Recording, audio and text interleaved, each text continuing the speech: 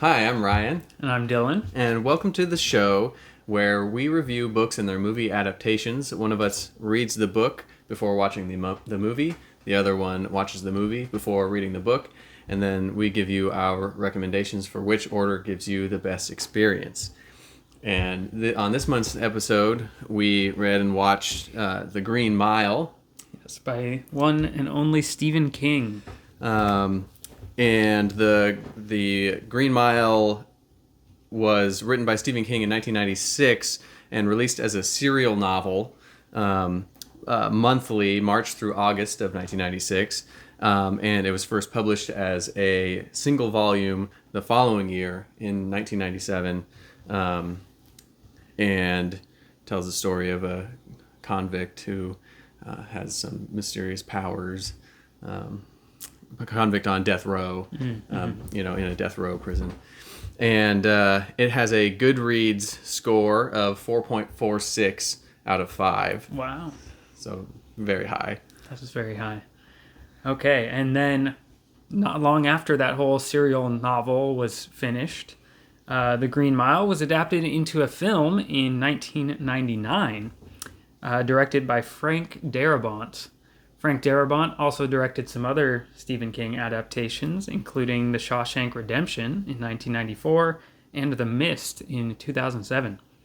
More recently, Darabont has been writer, director, producer for TV's The Walking Dead.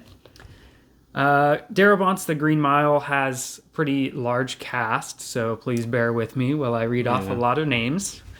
The Green Mile stars Tom Hanks as Paul Edgecombe, Michael Clark Duncan as John Coffey, David Morse as Brutus Brutal Howell, Barry Pepper as Dean Stanton, Doug Hutchinson as Percy Wetmore, Sam Rockwell as Wild Bill Warden, Bonnie Hunt as Janice Edgecombe, and James Cromwell as Warden Morse.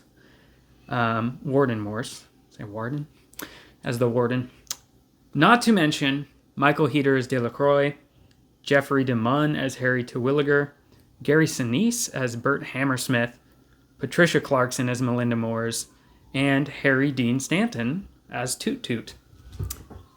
Okay, and as for the Rotten Tomatoes scores, currently The Green Mile has a critic score of 78% and an audience score of 94%. Wow, 94%. Really high. The audience loved it. But what did we think of it? Now it's time for our scores. So I read the book first, and I give the book a 6.7 out of 10. And then I watched the movie. I give the movie a 7.2 out of 10. Okay. I watched the movie first, and I gave the movie an 8.4 out of 10. And then I read the book and gave that a 7.9 out of 10. So those are our scores. Now it's time for spoiler alert, because we're going to move into our discussion of the book and the movie in detail. So we're going to give away everything that happens in both of those. Yeah, so if you want to avoid spoilers, you want to, say, read the book or watch the movie before you hear any of this stuff, we'll give you the time code to skip to the end and hear our final recommendations, and then maybe come back later and listen to what we have to say about it. Absolutely. So if you're caught up, you've read it and watched it, or you just don't care about spoilers, stick around. Let's talk about the details. Okay, so you rated both higher than I did.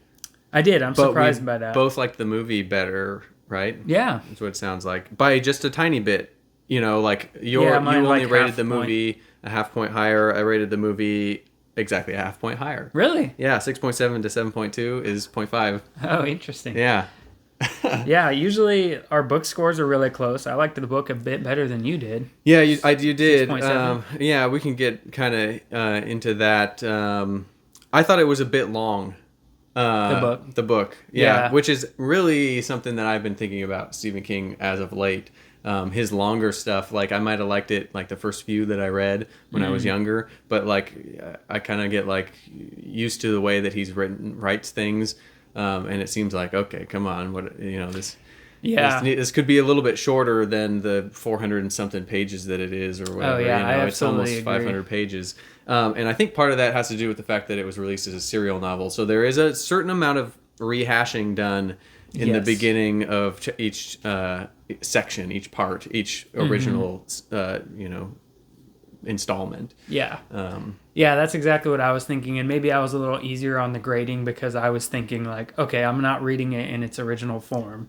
Like, if it was a serial novel and I had to wait for the next one to come out, I probably would like some of the rehashing to remind me. Yeah, that's true. But yeah, no, I agree. As a book, it's kind of repetitive reading it as one novel because it's... But not like, it's not like crazy. So like 6.7 might seem kind of low, but I mean, really anything above 5 is in the positive side of things as far as, I'm concerned. 5 is like exactly neutral. So 6.7 is pretty good. And it kind of almost seemed like there's a good amount of stuff in the how it's structured, but it almost seems like on purpose he structured it around a present day story of Paul as when he's older, and he's writing about the past, and he uses that older Paul writing stuff down as the rehashing. That's how he rehashes every at the beginning of every installment. He goes back to that, and he says, "Oh yeah, I was thinking about this." That's that makes it like a less intrusive narrative technique because he's old and he's like, "Oh, I need to remember, what did I write yesterday? I need to get back in the writing mode." So it kind of makes sense in that way.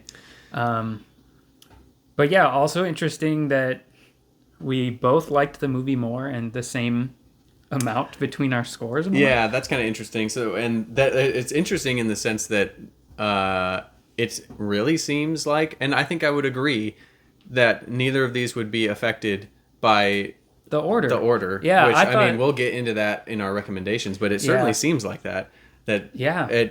I'm surprised by that after hearing your score because I thought that I rated the book down because I had watched the movie and I was like less interested in what was going to happen in the plot, and so the repetition and the length of it made me be like, okay, yeah, I know what's going to happen, but I guess it wasn't. Yeah, you thought you rated the book lower because of that. Yeah, but maybe not. I mean, yeah, I don't think I rated the movie any lower because I had read the book first. I thought the movie was pretty good.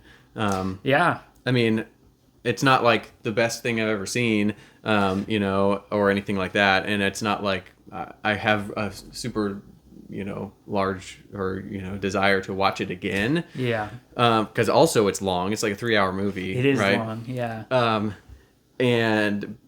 But it is good. It's very good. I mean, it's acted well. There's so many people in it. You would recognize everybody in this basically. Yeah, true. Like I wouldn't have been able to name David Morse as Brutus Howell, but I recognize him. Oh yeah.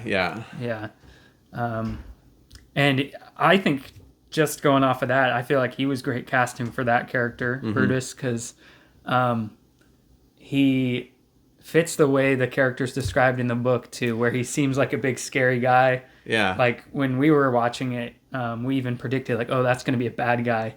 Oh. Just based on like seeing him at the beginning, but then he's like the nicest guy, and that's totally brutal as a character. But yeah, overall, the casting's really good in the movie. Yeah, and it's actually a pretty faithful adaptation. There are some differences that we'll get into, but as far as the overall back in time storyline of what happens at the prison, that's pretty close to the book. Especially when you're talking about probably Stephen King adaptations. There's probably some. This is also not the most wild out there Stephen King story that there is. It's a very it's got supernatural in a way. It's got it's but like it's got magical supernatural stuff, realism, but just a little bit, and the rest of it is heavy on the realism for sure.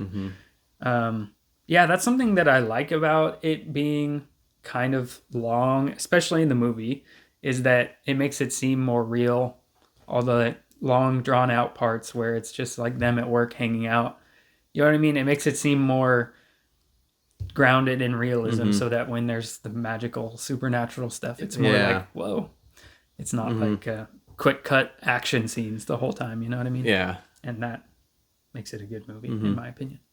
Okay, so do you want to get into the more specific differences between the two? Or? Yeah, let me just, before we go into differences about the two, I kind of want to just had like a couple like comments about the movie in general, okay. Like that this was made in '99, and they clearly got a different actor for Tom Hanks as old Tom Hanks. Oh, but yeah. It made me think like nowadays they would just like digitally age Tom Hanks to be old. Yeah, that's true. I think I thought about that too. They do that a lot nowadays. Yeah, or put makeup on him and. It's funny to think about that now, is that we're getting so used to them doing that, where it's like when I saw that, I was like, well, that's not Tom Hanks. Yeah, that's not Tom Hanks. I thought Tom Hanks was Paul Edgecombe, especially since it's the old person first.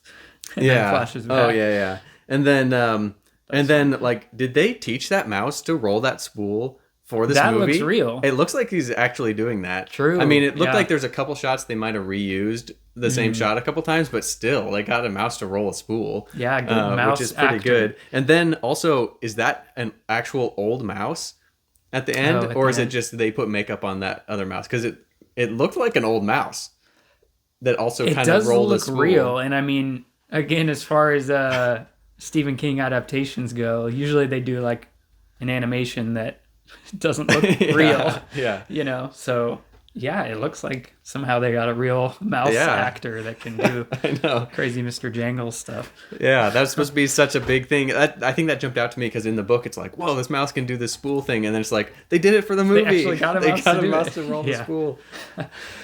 Yeah, good point. So yeah, we can go into our differences. Yeah, actually, before I had my list of surprises or whatever, I wanted to talk about some stuff from the book. Okay, yeah. Did your copy of the book have the foreword? Mine had a foreword letter. I don't remember what it was, a letter to the reader. It had an intro that talked about how it came to be that he wrote it, where he's talking about what was it? Charles Dickens did a serial novel. But people don't do it these days. Yeah. So he tried it out. That's the one. I just wanted to mention in that foreword, he writes, when Ralph called, I had filled a notebook with scribbled pages of the Green Mile, and I realized I was building a novel when I should have been spending my time clearing my desk for revisions on a book already written. Desperation. You'll see it soon, constant reader. I thought that was interesting because you had read Desperation and recommended it to me. So I read that, and I thought then the Green Mile is kind of like an inverse of Desperation. I know the Desperation and the Regulators are a pair, but the Green Mile seemed like an inverse because they both have like a jail setting. Mm-hmm.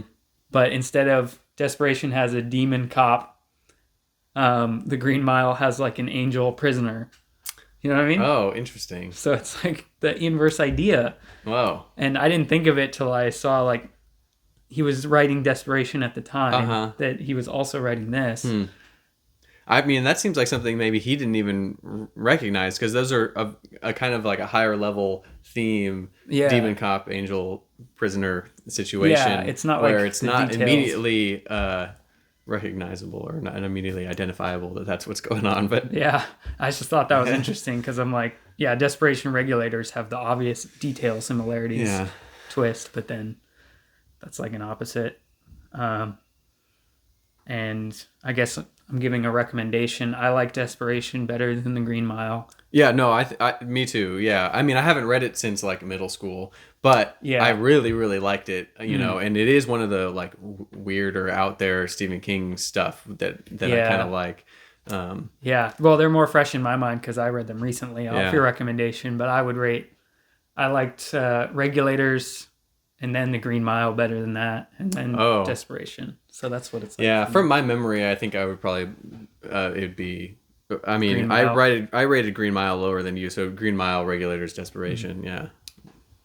Either way, I would throw Green Mile in that same world. I know there's like the Stephen King multiverse theory already. But Desperation and Green Mile are inversely related. Mm-hmm. Well, and as long as you can throw out the recommendation of Desperation, I'll throw out the recommendation of the Regulators by Richard Bachman. That's a Richard Bachman. That's a Richard Bachman.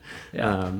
So check that one out too. In whatever order. I don't know if those have a particular order they need to be read in. I think we read them in opposite orders, maybe. Well, I read Desperation first, so I think we read them. I read Regulators and then Oh, Desperation. you did? Okay, yeah. So we read them in the opposite order then. Interesting. But yeah, those three are... triumvirate. Yeah, triumvirate. We recommend all three, slightly, to different degrees. Anyways, so I have a list of surprises from when you reading the book, read the book after having seen the movie. Mm-hmm. So I'll go through my bullet points and we can talk about those from there. I think these are roughly in order from when I found them in the book. The first thing that jumped out to me is that William Wharton is 19 years old. I didn't picture Sam Rockwell as a 19-year-old in the movie. Oh, yeah. I think I probably forgot that detail that he was 19. I remember him being young, and so when I saw the movie, I was kind of like, hey, he's kind of young. How they do actors kind of youngish, but yeah. But I could see how if you watch the movie first, then you'd be like 19. You know, he looks like he's 35 or something. Yeah, yeah. It's not like a huge. He's not that old. Probably he's probably 30. He doesn't look like a middle-aged guy, but yeah, it's just similar to my experience with All the Pretty Horses, where I watched that first. Yeah. And then while reading, it stands out when it's like he's 16. He was 16, and I'm like, Matt Damon was supposed to be 16. Yeah, so that stood out. And on the same page, Percy is supposed to be 21 years old. I pictured Doug Hutchinson a little bit older, but they don't look super old in the movie. So no, I think that's just something I noticed. Mm-hmm. Okay, more specific. I was pleasantly surprised while reading the description of the evil disease stuff coming out of John Coffey's mouth. When I was watching the movie, I first thought that it was like insects or bees coming out of his mouth. Yeah.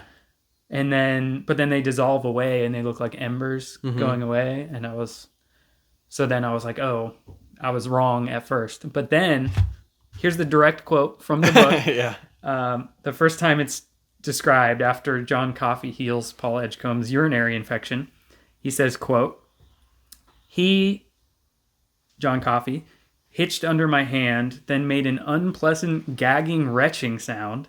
His mouth opened, the way horses sometimes open their mouths to allow the bit, reluctantly, with the lips peeling back from the teeth in a kind of desperate sneer. Then his teeth parted too, and he exhaled a cloud of tiny black insects that looked like gnats or no-see-ums. They swirled furiously between his knees, turned white, then disappeared. Mm-hmm.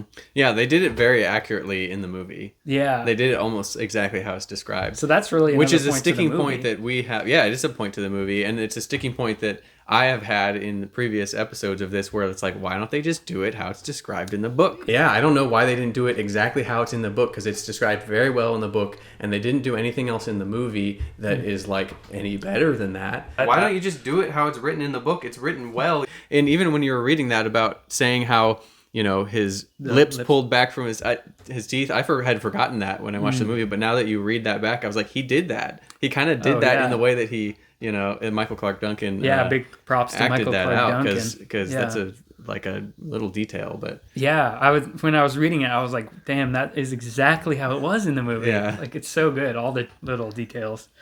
And then there's another one. I wrote down another direct quote because it happens again. After Coffey heals Mr. Jingles. Mm-hmm. And then it says, quote, Coffey made that choking, gagging sound again, then turned his head to one side like a man that has coughed up a mad of phlegm and means to spit it out. Instead, he exhaled a cloud of black insects. I think they were insects. And the others said the same, but to this day I am not sure, from his mouth and nose. They boiled around him in a dark cloud that temporarily obscured his features. So it's basically the same. I just thought it was interesting that even the Paul Edgecombe character is like, I think they were insects, but I don't really know what it was. So I just like that there's also that mystery, because that's how I experienced it as a viewer in the movie, where you're like, are those insects? What is it? Yeah. And they never tell you. Well, and that's the thing that then in that way doesn't get worse with the special effects from 1999, because they're not necessarily really insects. It's just this magical thing that it looks like that, and maybe it just looks like that. Yeah. And that will stand up because Yeah, that's what's so good about it. And I like that, like you were saying, and I feel like in a lot of movie adaptations, for some reason, they choose to not do it like in the book. Mm-hmm. And then also I feel like they tried to explain things too directly sometimes, like give the audience an answer. So I like that they didn't ever like explain what it is. Like, oh, a scientist grabbed one of them and analyzed it and found out what it is. It's like, no, it's just evil, whatever. So yeah, that's cool. Next surprise from reading the book was that Percy shot Wharton 6 times while he was still sleeping. In the book. Yeah, I have that written down too. Yeah. Yeah, I noticed after watching the movie. In the movie, he was awake. Yeah. William Wharton was awake, standing up. Yeah. And so he gets, dramatically shot back into the wall and falls down. But yeah, in the book, because he drank the stuff to put him to sleep, right? Yeah. And then, so he's just asleep in the bed and when Percy shoots him. Yeah. Yeah, which to me is more like striking that he does it like that. It's more like, whoa, he's like a cold-blooded, like more evil type of a thing, an act to do, because he was asleep and just bang, bang, bang. Yeah, because he's like, and it's more very helpless. Specific about like in his chest and then in his head or whatever. It's like very directed, shots. It's because it's all from just the evil that Coffee put into him. Yeah, he's like possessed with it. Yeah. Yeah, that's a good point. It is more cold-blooded because it's like, the whole time you see Wharton as evil, but still, like, when he's helpless and asleep, that's... it does. That's messed up. Whereas in the movie, it's like he was acting out, and so it's like when he's shot, when he's standing up and being a menace, it's less sympathetic. Yeah, and that could be one thing where they thought that was too much for the movie. Yeah, it could be too shocking. Could be although, going off that, like, the execution when Percy doesn't wet the sponge in the movie was pretty shocking to me. Mm-hmm. That got me. Yeah. They don't avoid that scene. No. And it's long. Yeah. Yeah. I was like tensed up watching that in the movie. Because that was my first experience of it. I was like, damn. Okay, one thing that's a scene in the book that's not in the movie that stood out to me is that I liked the scene in the book where Paul's wife gets really angry at all the Green Mile guys deciding not to save John Coffey from execution. They're like having dinner and talking about what they should do, and she's all like, you need to save him, and they're kind of poking holes in it, like, oh, I don't know if we can because of this and this. And she goes on a rant and like sweeps everything off the table and yells like, he did all this, he saved these people, and you're not going to save him. And I feel like that would have been a good movie scene. Yeah. To give what's her face? Bonnie Hunt. Bonnie Hunt, like more of a character in the movie in a big scene. Yeah. I mean, I know the movie is already 3 hours long. I know, that's or whatever, true, huh? But I don't know. That was a good scene from the book. Oh, and more of a difference that stood out to me is I had a favorite line from the movie that is spoken by a completely different character in a different scene in the book. My favorite line in the movie is toward the end, spoken by Tom Hanks as Paul Edgecombe, right before they're going to execute John Coffey. They're inside Coffey's cell, and Paul's like asking Coffey what we should do. Like, do you want us to break you out? Mm-hmm. And Coffey's like, no, sir, I'm tired, and I've had enough. And he's like, wants to be executed. He says, I can't stand all the evil in the world anymore. And then Tom Hanks as Paul says my favorite line of the movie when he says something like, I wrote down the one from the book, but I'm trying to remember how Tom Hanks said it first. When he's like begging Coffey, basically. He's like, when I die and I go to the pearly gates, and what am I supposed to say to God when he says that I killed one of his miracles? Am I supposed to say that it was my job? Remember that? Yeah, but I'm butchering the line. Not really. Maybe with the. Tom Hanks does a great job of it. If I can get away with showing a clip on YouTube, I'll just put that there. On the day of my judgment, when I stand before God, and He asks me, why did I did I kill one of his true miracles, what am I going to say? That it was my job. It's my job. But anyway, in the book, the quote is not by Paul. Brutal says it to Paul, and John Coffey's not even there. Mm-hmm. And it's after Paul sits in Sparky to like test it out before Coffey's execution. And then they're walking away, and then Brutal says to Paul, quote, I mean, we're fixing to kill a gift of God, he said, one that never did any harm to us or to anyone else. What am I going to say if I end up standing in front of God, the Father Almighty, and he asks me to explain why I did it? That it was my job? My job? So Brutal said that to Paul in the movie. That seems more familiar in the book. I guess I didn't. Definitely didn't catch that difference between the two. That specific difference, because I don't remember it from the movie. Like, I kind of like it in the book that way better. You know, because it's like two coworkers talking to each other. Kind of, and the Brutal, you know, saying it, you know, kind of thing. I mean, I don't know. I mean, it's a good line either way. I like it in the book too. I just stood out to me because, I don't know, in watching the movie, seeing that first, it stood out to me. Just the desperation in Tom Hanks's voice when he says the line is really good. Mm-hmm. It was my job. Anyway, and then, okay, my last one is just that the ending of the book was interesting and different from the movie. There's that whole scene where we learn how Paul's wife dies in that car crash. Yeah. And Paul sees the ghost of John Coffey just standing like in the shadows under the bridge in the rain, and he's like begging him, like, you saved Mr. Jangles and the warden's wife, why can't you save her now? And but then he just fades away. And that's not in the movie at all. No, I mean that's a pretty like powerful emotional thing in the book.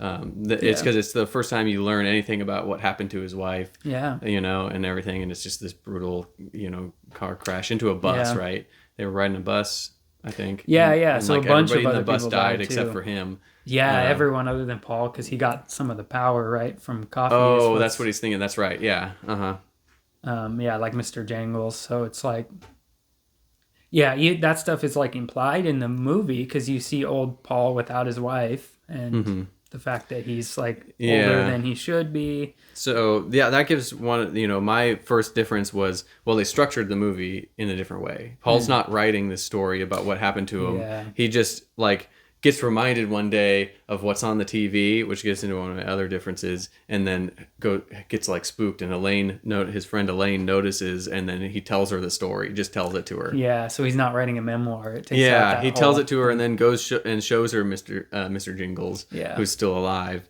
But then that's it. You know, that's how that's set up and different. And then like small things for mine. You're done with your differences, that's right? Mine. Yeah. Go ahead. Was the specific way that John Coffey cures Paul's UTI is different, right? In the book, like he gets him to open the cell and go in the cell with him. Oh yeah. Remember? And then he heals him there, but he just like grabs him through the bars. Yeah. I forgot about that one. In the movie, he just grabs him. And then after he heals him, and then Paul goes home and like satisfies his wife. Oh, yeah. She gives him cornbread to bring to John Coffey the next day in the movie, and I'm like, oh, it's so cheesy. Yeah, you know, of that thing that's not in the book at all. Yeah. That's true. They whole probably thing. Just thought that was funny. Yeah. But it's kind of funny because there's not really other stuff in the movie that's like added to be funny. It's like the only thing that was added, and it's kind of a weird thing to add to me. It's like, why add that in there? Somebody had that idea and was like, oh, okay, let's put it. That's funny. They added that and then ended up cutting Bonnie Hunt's scene where she gets to yell. Instead they had a scene where she made cornbread for him. Yeah. That's what they reduced her character to. And then what was different was they showing John Coffey and Wharton's reaction while Dell was being executed. Like it would cut to them in the movie in their cells, like having a reaction to the evil that's going on because he was, on fire and all that kind of stuff. Yeah. But in the book, they don't talk about what's going on with them in the true. cell. So that was kind of an interesting. It was supposed to be, I don't know, representative of like this evil thing that they can feel, Yeah. It makes sense for like Coffey to feel it, but not Delacroix really.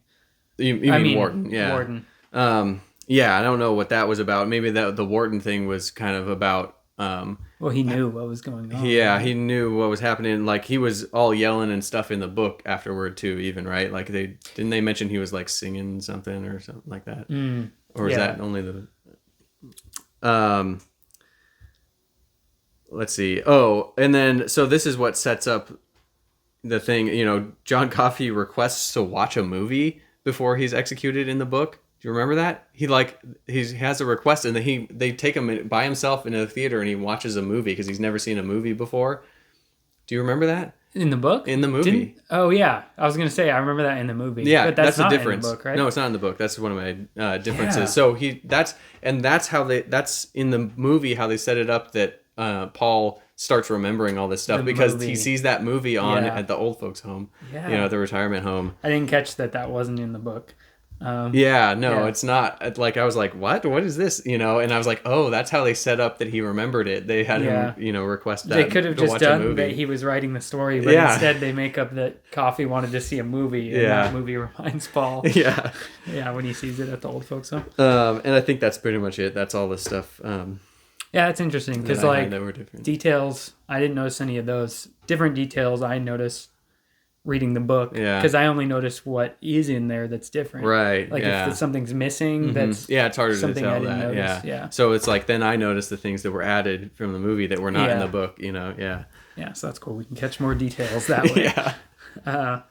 So are we ready to talk about final recommendations? We're ready for our final recommendations. All right. Conclusion, final recommendations. You want to go first? Yeah, I guess I'll go first. I would basically say that I don't feel strongly which one you need to watch or read first. Maybe my recommendation, unless you really feel like you want to do both, I would say just watch the movie. It's easier, it's faster to watch the movie. It's something where there's a lot of good actors in it and acting and that kind of thing. I think you won't be disappointed even if it's 3 hours. If it's 3 hours long, you won't be disappointed that you did. Although the book is pretty long, and so that's up to you. Yeah. I actually like your recommendation. When I was first thinking about it, I wrote down probably read the book first. I didn't do it that way. I watched the movie first, but I think it's a good story. Stephen King's a great writer. Everyone knows that. And I was thinking my enjoyment of the book probably went down because I watched the movie first. So I was never on the edge of my seat. There were no surprises in the plot of the book. And so, if you're interested in reading Stephen King, if you're interested in the story at all, I would say read the book first. That way you can, take the time and get the story that way. But if you're not as interested in reading a long book or you're not a huge Stephen King fan, I agree that the movie's better. So, maybe just watch the movie. So that's my final conclusion. All right. All right, welcome to the bonus round. First, we want to give our average score, final recommendation average score for the book and the movie. Then we'll talk about our ongoing rankings. So, which one do we start with? Well, we'll start with the book, yeah. So, I gave the book a 6.7. I gave it a 7.9. So, the average we have for the book is a 7.3. I think that's fair. Yeah. 7.3 is pretty good. 7.3, and if we compare that the Goodreads 10-point out of a 10-point scale, Goodreads score was a 4.46 out of 10, which comes out to almost a 9. What is that? 8.92 out of 10. So we're saying it's overrated. We're saying the book is overrated. Yeah. And we both agree that it's overrated. By That's quite such a bit. high score. Yeah. Our original scores are both lower than that, and our average score is quite a bit lower than that. It's the Stephen King fandom is strong. Stephen King's got some diehard fans that'll rate any of his books high, I think. Yeah. Somehow they find a way to give it higher than 5 stars out of 5. And they pull it up out of there. So that even if we rate they got fans at Goodreads who just go like, that's not a real score. We got to eliminate any scores where anybody rates it lower than a 4. They delete the ones They give it out a of the 10 database. out of 5. Yeah. So for the movie, you gave it... I gave it an 8.4. And I gave it a 7.2. And that averages out to a 7.8, meaning our book and movie score is very close, 7.3, 7.8. Yeah, they're pretty similar. I think that's fair, but movies a little bit better. Yeah. Half a point better. We both agreed, and that is reflected in the average, of course. And with a Rotten Tomato critic score of 78%. That's exactly the same. We think the critics got it exactly right. I feel like I don't normally agree with the critics over the audience, but this one we do. Audience, again, I don't know, Stephen King fans or something? 94%? 94 is so high. We also think that the audience thinks it's overrated here, too. Overrated according to the audience. The reading audience and the watching audience have overrated this. Yeah, I'm kind of surprised by that because I would have thought maybe Stephen King diehards even might have disliked the movie. But I guess it's a good movie that is by Stephen King. There's a lot of bad adaptations, though. That's the thing, is this is not a bad adaptation. So compared to all the others, they were pleasantly surprised. Like, oh wow, actually a good Stephen King adaptation. But that makes me curious. What is the audience score for Shawshank Redemption? Because Shawshank Redemption is much better than this movie. I was thinking the same thing. And you thing. can't go much higher than 94%.